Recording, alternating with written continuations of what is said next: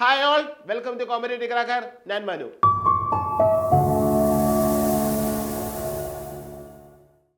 നമ്മൾ നമുക്കറിയാം എന്താണ് RRB ഗ്രൂപ്പ് ഡിയുടെ എക്സാം ഡേറ്റ് വന്നേക്കാണ്. എന്താണ്? November 17 November 17 exam date prepare ചെയ്യുന്നവർ എല്ലാവർക്കും വേണ്ടി ടൈം ആൻഡ് വർക്ക് എന്ന സെക്ഷനിൽ നിന്നുള്ള കുറച്ച് ക്വസ്റ്റ്യൻസ് ആണ് നമ്മൾ ഡിസ്കസ് ചെയ്യാൻ പോകുന്നത്. സോ വീഡിയോ സ്കിപ്പ് ചെയ്യാതെ ഫുള്ള് കാണാൻ ശ്രമിക്കുക. ഫസ്റ്റ് ചോദ്യമാണ്, നോക്കാം. A can do a piece of work in 4 hours. B and C together can do it in 3 hours, while A and C together can do it in 2 hours. How long will B alone take to do it? എന്താ പറയുന്നത്? എക്ക് ഒരു work 4 മണിക്കൂർ കൊണ്ട് തീർക്കാം. ബിയും സിയും ഒന്നിച്ച് വർക്ക് ചെയ്യുമ്പോൾ ആ വർക്ക് 3 മണിക്കൂർ കൊണ്ട് തീരും. എയും സിയും ഒന്നിച്ച് ചെയ്യുകയാണെങ്കിൽ അത് 2 മണിക്കൂർ കൊണ്ട് തീർന്നു. 2 മണിക്കൂർ കൊണ്ട് തീർന്നു വർക്ക്. അടുത്ത് നോക്കിയേ, ബി ഒറ്റയ്ക്ക് ചെയ്യുകയാണെങ്കിൽ ആ പണി തീർക്കാൻ എത്ര മണിക്കൂർ എടുക്കുന്നത് വെച്ചേക്കുന്നത്. ഇത്തരം ചോദ്യങ്ങൾ വളരെ വെറൈറ്റി ചോദ്യമാണ്. പൊതുവെ ദിവസങ്ങൾ വരുമ്പോൾ ഇവിടെ മണിക്കൂറുകളാണ് ചോദിച്ചേക്കുന്നത്. അപ്പോൾ നമുക്ക് തന്നേക്കുന്ന കാര്യങ്ങളൊക്കെ എടുത്ത് എഴുതാം. തന്നേക്കുന്ന കാര്യങ്ങൾ എന്തൊക്കെയായിരുന്നു? എ വർക്ക് ചെയ്യാൻ ഉപയോഗിക്കുന്നത് എത്ര ദിവസമാണ്? 4 ദിവസമാണ്. എക്ക് വർക്ക് ചെയ്യാൻ 4 ദിവസമാണ്. ബിക്ക് വർക്ക് ചെയ്യാൻ എത്ര ദിവസമാണ്? ബിക്ക് വർക്ക് ചെയ്യാൻ എടുക്കുന്നത് എത്ര ദിവസമാണ്? എത്ര ദിവസം വരിക? യെസ്, എത്രയാണ്? 3 ദിവസമാണ്. ബിയും സിയും ചേർന്ന് വർക്ക് ചെയ്യാൻ എടുക്കുന്നത് 3 ദിവസമാണ്. എയും സിയും ഒന്നിച്ച് വർക്ക് ചെയ്താൽ എത്ര ദിവസം എടുക്കും?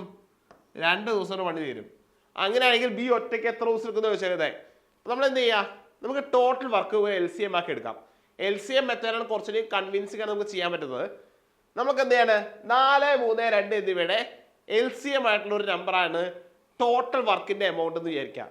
അപ്പൊ 4, 3, 2 എൻ്റെ LCM എത്രയാണ്? 12 ആണ് അല്ലേ? 4, 3, 2 എന്ന നമ്പേഴ്സിന്റെ LCM എത്രയാണ്? 12 ആണ്. അപ്പൊ 12 ആണ് നമ്മുടെ ടോട്ടൽ വർക്ക് എന്ന് വിചാരിക്കാം. അങ്ങനെയാണെങ്കിൽ ഫസ്റ്റ് നമുക്ക് എയും എ ആൻഡ് സിയും ഒന്നിച്ചെടുക്കാം. എയും എ ആൻഡ് സിയും ഒന്നിച്ചെടുത്തിട്ട് സി ഒറ്റയ്ക്ക് ഒരു വർക്ക് ചെയ്യാൻ എത്ര ദിവസം എടുക്കും നോക്കാം, അല്ലെങ്കിൽ എത്ര മണിക്കൂർ എടുക്കും നോക്കാം. അപ്പൊ ടോട്ടൽ വർക്ക് 12 ആണെന്ന് നമ്മൾ പറഞ്ഞു അല്ലേ? ടോട്ടൽ വർക്ക് 12 ആണെന്ന് പറഞ്ഞു. എ വർക്ക് ചെയ്യാൻ എടുക്കുന്നത് 4 മണിക്കൂറാണ്. അപ്പോൾ എയുടെ എഫിഷ്യൻസി, അതായത് എ 1 മണിക്കൂറിൽ എത്ര വർക്ക് ചെയ്യും എന്ന് നോക്കിയാലോ.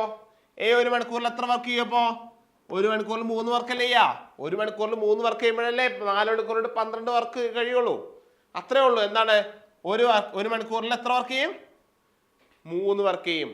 അപ്പോൾ നോക്കാം, എ ആൻഡ് സി വർക്ക് 2 അവറിൽ തീർക്കും. എ ആൻഡ് സി വർക്ക് 2 അവറിൽ തീർക്കും. അപ്പോൾ 1 അവറിൽ ഈ 2 വർക്ക് എയും സിയും എത്ര വർക്ക് ചെയ്യും? 6 വർക്ക് ചെയ്യും അല്ലേ? 6 വർക്ക് ചെയ്യും. എയും സിയും ഒന്നിച്ച് 6 വർക്ക് ചെയ്യും. 6 വർക്ക് കംപ്ലീറ്റ് ചെയ്യും. എന്തുകൊണ്ട്? 1 മണിക്കൂർ കൊണ്ട്. എ ഒറ്റയ്ക്ക് 3 വർക്ക് 1 മണിക്കൂർ കൊണ്ട് തീർക്കുകയും ചെയ്യും. എയും സിയും ഒന്നിച്ച് 6 വർക്ക് 1 മണിക്കൂർ കൊണ്ട് ചെയ്ത് തീർക്കും. അപ്പൊ എന്താണ് മനസ്സിലാക്കുക? സിയുടെ എഫിഷ്യൻസി എത്ര വരും? സി അപ്പോൾ 1 മണിക്കൂറിന്റെ എത്ര വർക്ക് ചെയ്യും? സി 1 മണിക്കൂറിന്റെ എത്ര വർക്ക് ചെയ്യും? സി 1 മണിക്കൂറിന്റെ 3 വർക്ക് ചെയ്ത് തീർക്കും അല്ലേ? എ ഒറ്റയ്ക്ക് 1 മണിക്കൂർ കൊണ്ട് 3 വർക്ക് ചെയ്യുന്നു. എയും സിയും ഒന്നിച്ച് വരുമ്പോൾ 6 വർക്ക് 1 മണിക്കൂർ കൊണ്ട് തീരുന്നു. അങ്ങനെയാണെങ്കിൽ സിയും എന്ത് ചെയ്യണം? 3 മണിക്കൂർ വർക്ക് ചെയ്യണ്ടേ? അപ്പൊ സിയുടെ എഫിഷ്യൻസി എത്രയാണ്? 3 വർക്കാണ്. 3 വർക്കാണ് സി 1 മണിക്കൂർ കൊണ്ട് ചെയ്യേണ്ടത്. അപ്പൊ നോക്കിയേ, പിന്നെ എന്തൊക്കെയാണ്? 12 കൊണ്ട് വർക്ക് ചെയ്യാൻ ബിയും സിയും ചേർന്ന് നിൽക്കുന്ന ടൈമാണ് എത്ര? ബിയും സിയും ചേർന്ന് നിൽക്കുന്ന ടൈം എത്രയാണ്? 3 മണിക്കൂറാണ് അല്ലേ? 3 മണിക്കൂറാണ്. നമുക്കറിയാം. ഇപ്പൊ പറഞ്ഞ എന്താണ്? സിയുടെ എഫിഷ്യൻസി 3 ആണ്. ബിയും സിയും ചേർന്ന് 3 മണിക്കൂർ കൊണ്ട് വർക്ക് തീർക്കുകയാണെങ്കിൽ 1 അവറിൽ എത്ര വർക്ക് എടുക്കും അവര്? 1 അവറിൽ എത്ര വർക്ക് എടുക്കും? 1 അവറിൽ അവര് 4 വർക്ക് എടുക്കും അല്ലേ? 1 അവറിൽ 4 വർക്ക് എടുത്താലേ 3 മണിക്കൂർ കൊണ്ട് 12 വർക്ക് തീർക്കാൻ പറ്റുള്ളൂ. അപ്പോ 1 അവറിൽ 4 വർക്ക് വെച്ച് അവർ ചെയ്യും. 4 വർക്ക് ചെയ്യുമ്പോൾ അതിൽ 3 വർക്ക് ആരാ ചെയ്യുന്നേ? 3 വർക്ക് ചെയ്തത് സി ആണ്. അപ്പോൾ ബി എത്ര വർക്ക് ചെയ്യും 1 മണിക്കൂറിൽ? ബി 1 മണിക്കൂറിൽ എത്ര വർക്ക് ചെയ്യും? ബി 1 മണിക്കൂറിൽ 1 വർക്കേ ചെയ്യൂ, അല്ലെങ്കിൽ 1 വർക്ക് ബിക്ക് 1 മണിക്കൂറിൽ ചെയ്യാൻ പറ്റുള്ളൂ.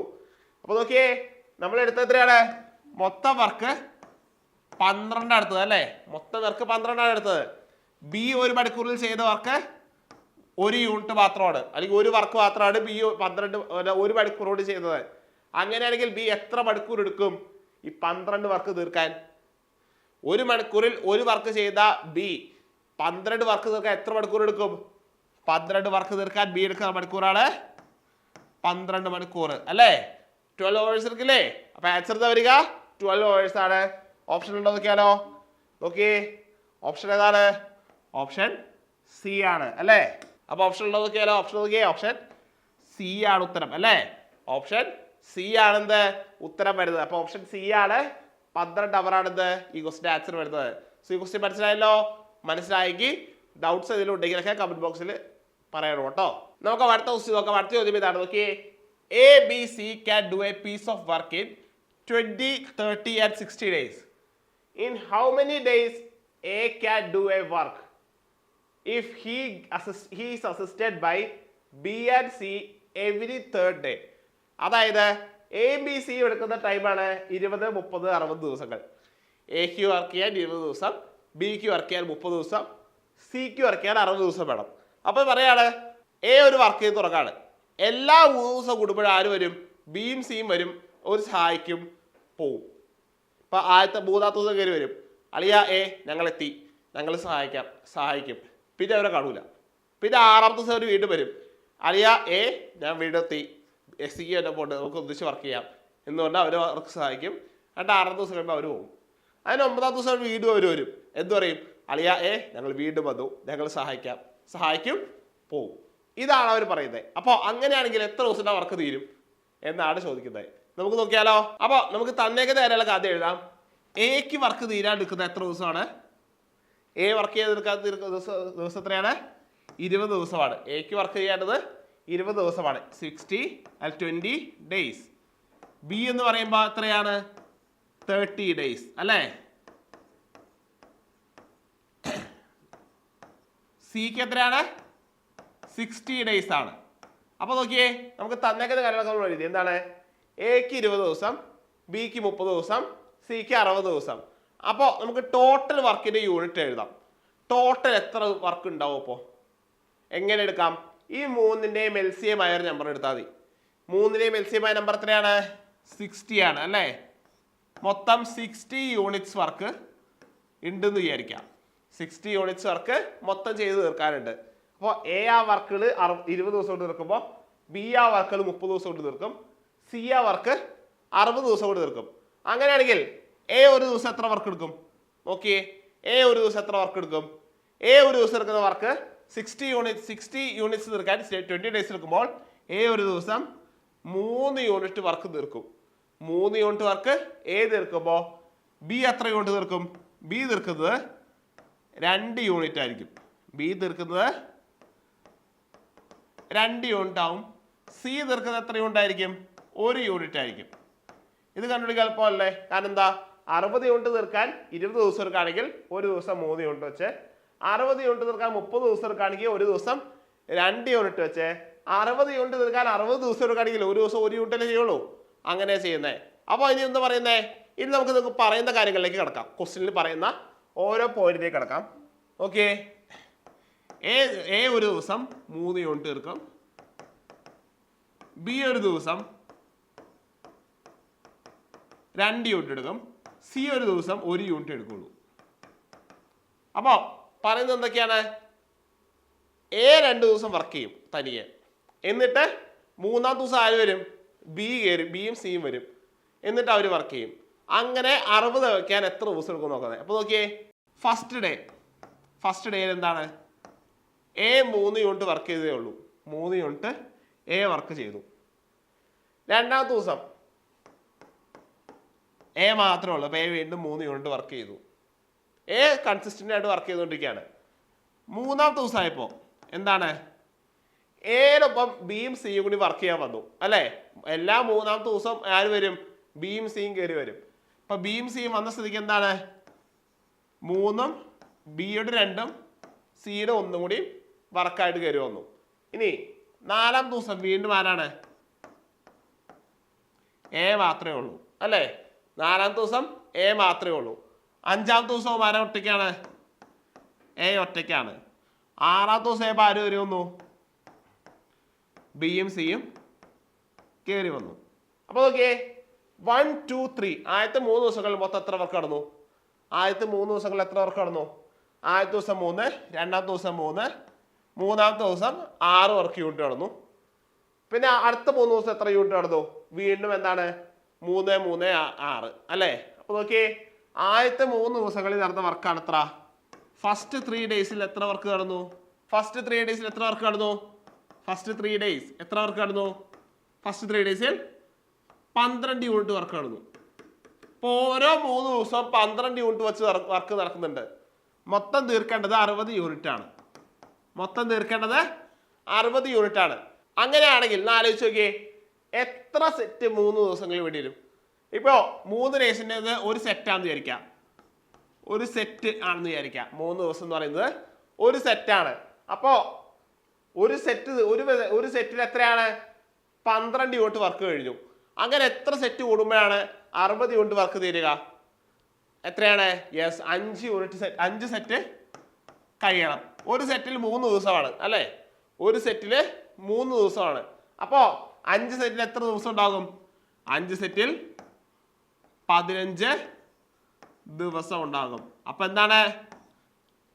ഓരോ 3-ാമത്തെ ദിവസവും ബിയും സിയും കൂടെ വന്ന് സഹായിച്ച് എക്ക് പണി തീർക്കാൻ എത്ര ദിവസം വേണം? 15 ദിവസം വേണം എന്നാണ് ആൻസർ വരുന്നത്. നമുക്ക് ഓപ്ഷൻ നോക്കിയാലോ. ഓപ്ഷൻ ഏതാണ്? ഓപ്ഷൻ ബി ആണ്. 15 ആണ് ആൻസർ വരുന്നത് കേട്ടോ. ഓപ്ഷൻ ബി 15 ആണ് നമ്മുടെ ആൻസർ. അപ്പൊ ഈ ആൻസർ വേഗം കിട്ടിയെന്ന് വിശ്വസിക്കുന്നു. ഡൗട്ട്സ് ഉണ്ടെങ്കിൽ നിങ്ങൾ എന്ത് ചെയ്യണം? നിങ്ങൾ കമന്റ് ബോക്സിൽ മാർക്ക് ചെയ്യണം. അപ്പോൾ നമുക്കറിയാം എന്താണ് നമ്മുടെ RRB ഗ്രൂപ്പ് ഡിയുടെ എക്സാം ഡേറ്റ് വന്നിരിക്കുകയാണ്. അപ്പോൾ എന്താണ് പ്രത്യേകത? ഈ എക്സാം ഡേറ്റിന്റെ പ്രത്യേകത എന്താണ്? ഇനി ആകെ നമ്മുടെ 60 ദിവസമേ ഉള്ളൂ. ആകെ നവംബർ 17 എക്സാം പറഞ്ഞേക്കുന്നത്. നമുക്ക് ആകെ ഉള്ളത് എത്രയാണ്? 60 ദിവസം കഷ്ടിച്ചുള്ളത്. ഈ 60 ദിവസം നല്ലൊരു സ്റ്റഡി പ്ലാനോടെ പഠിച്ചില്ലെങ്കിൽ നമുക്ക് എന്തായാലും ഇത്രയും വലിയ സിലബസ് ഫുൾ കവർ ചെയ്യാൻ പറ്റില്ല. ഈ സ്റ്റഡി പ്ലാനോടെ പഠിക്കാൻ വേണ്ടി RRBയുടെ ഗ്രൂപ്പ് ഡി എക്സാമിന് വേണ്ടി ഒരു 50 ഡേയ്സ് ബാച്ച് നമ്മുടെ കോമ്പറ്റേറ്റീവ് കറക്റ്റിൽ സ്റ്റാർട്ട് ചെയ്തിട്ടുണ്ട്. ഈ കോഴ്സിനെ പറ്റി കൂടുതൽ ഡീറ്റെയിൽസ് അറിയാനും മറ്റ് കാര്യങ്ങൾ അന്വേഷിക്കാനും വേണ്ടി അപ്പോൾ താഴെ കാണുന്ന ലിങ്കിൽ രജിസ്റ്റർ ചെയ്യുക. ഡൗട്ട്സ് ഇതിനുള്ളിൽ കമന്റ് ബോക്സിൽ ഇട്ടാലും മതി കേട്ടോ. അപ്പോൾ നല്ലൊരു സ്റ്റഡി പ്ലാനുടെ പക്കയായിട്ട് 50 ഡേയ്സ് കൊണ്ട് ഫുൾ സിലബസ് നമ്മൾ കവർ ചെയ്യുന്നതായിരിക്കും. ഒപ്പം തന്നെ എന്താണ് നമുക്ക് 10 ദിവസത്തെ റിവിഷൻ ക്ലാസ് നിങ്ങൾക്ക് തരുന്നതായിരിക്കും. അപ്പോൾ നമുക്ക് എല്ലാവരും ഒന്ന് കോമ്പറ്റേറ്റീവ് ക്രാക്കറിൽ ജോയിൻ ചെയ്യുക. നമുക്ക് നല്ല രീതിയിൽ പഠിച്ച് നമുക്ക് സെൻട്രൽ ഗവൺമെന്റ് ജോലി നേടാം. അപ്പോൾ നമ്മുടെ അടുത്ത ക്വസ്റ്റ്യൻ ആണ്. എന്താണ് അടുത്ത ക്വസ്റ്റ്യൻ? ഇതാണ് നോക്കിയേ. A cistern is normally filled by a tap in 5 hours, but suddenly a leak develops and it empties the full cistern in 30 hours. With the leak, the cistern is filled in dash. എന്താ പറയുന്നത്? ഒരു cistern മേടിക്കുന്നത് എന്താണ്? ഒരു വലിയ ടാങ്കാണ്. ആ ടാങ്കിൽ ഒരു പൈപ്പ് വഴി നിറയ്ക്കാൻ എത്ര മണിക്കൂർ എടുക്കും? 5 മണിക്കൂർ എടുക്കും. പെട്ടെന്ന് ഒരു ദിവസം രാവിലെ നോക്കിയപ്പോൾ എന്താണ്? അതിലൊരു ലീക്ക് ഉണ്ട്. ആ ലീക്ക് ആ ടാങ്കിന് എത്ര മണിക്കൂർ കൊണ്ട് കാലിയാക്കി? 30 മണിക്കൂർ കൊണ്ട് കാലിയാക്കി. അങ്ങനെയാണെങ്കിൽ ആ ലീക്കോട് കൂടി ആ പൈപ്പ് തുറന്നു വെച്ചാൽ എത്ര മണിക്കൂറിൻ്റെ ആ ടാങ്ക് ഫുൾ ആകുമെന്നാണ് ചോദ്യം. അപ്പോൾ നമുക്കറിയാം എന്താണ് ഈ വർക്കിൻ്റെ ടോപ്പിക്സ് ഇത് എന്തൊക്കെയാണ്? ആൾക്കാർ വർക്ക് ചെയ്യുന്ന പണി ചോദ്യങ്ങളല്ലാതെ എങ്ങനത്തെ ചോദ്യങ്ങൾ ചോദിക്കും? ഈ ടാങ്ക് ഫില്ല് ചെയ്യുന്ന ടൈപ്പ് ചോദ്യങ്ങളും പ്രതീക്ഷിക്കാം കേട്ടല്ലോ. അതുകൊണ്ട് ആ ടൈപ്പ് ചോദ്യങ്ങൾ നമ്മൾ പഠിച്ചേ പറ്റൂ. അപ്പോൾ നോക്കിയേ, ചോദ്യം ശ്രദ്ധിച്ച് നോക്കാം. എന്താണ് നമുക്ക് തന്നേക്കുന്നത്? എന്തൊക്കെയാണ് തന്നേക്കുന്നതാണ്? ടാങ്ക് ഫുള്ളാക്കാൻ ആ ടാപ്പ് ഉപയോഗിക്കുന്നത് എത്ര മണിക്കൂറാണ്? 5 അവറാണ്. 5 അവർ. അപ്പോൾ ലീക്ക് ടാങ്ക് കാലിയാക്കാൻ എത്ര അവർ എടുക്കും? 30 അവർ എടുക്കും.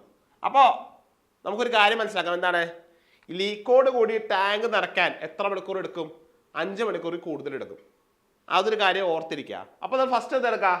നമുക്ക് ഈ രണ്ടിൻ്റെയും LCM ഒന്ന് എടുക്കാം. എന്താണ് ഈ രണ്ട് ടേംസിൻ്റെയും LCM ആയിട്ടൊരു നമ്പർ എടുക്കാം.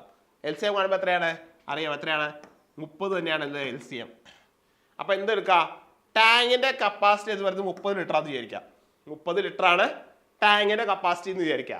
അപ്പോൾ ഓക്കെ, ഈ ടാപ്പ് 5 അവർ കൊണ്ട് ടാങ്ക് ഫുള്ളാക്കി എന്ന് പറയുമ്പോൾ ഒരവറിൽ എത്ര ലിറ്റർ നിറയ്ക്കും ടാങ്ക്?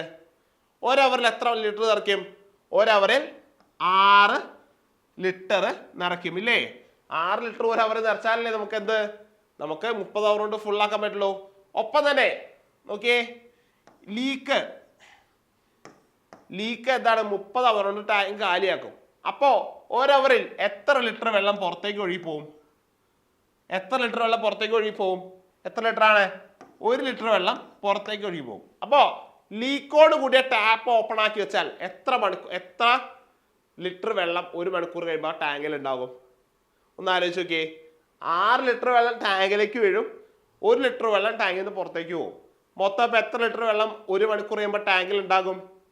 5 ലിറ്ററിലേ ഉണ്ടാവുള്ളൂ അല്ലേ?